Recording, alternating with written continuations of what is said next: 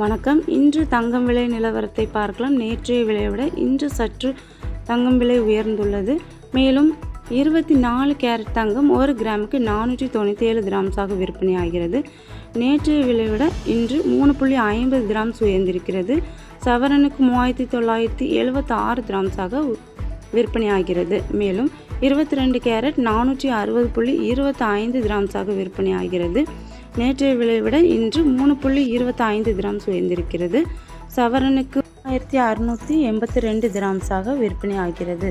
மேலும் 18 கேரட் தங்கம் 1 கிராமுக்கு 378.25 கிராம்ஸாக விற்பனை ஆகிறது.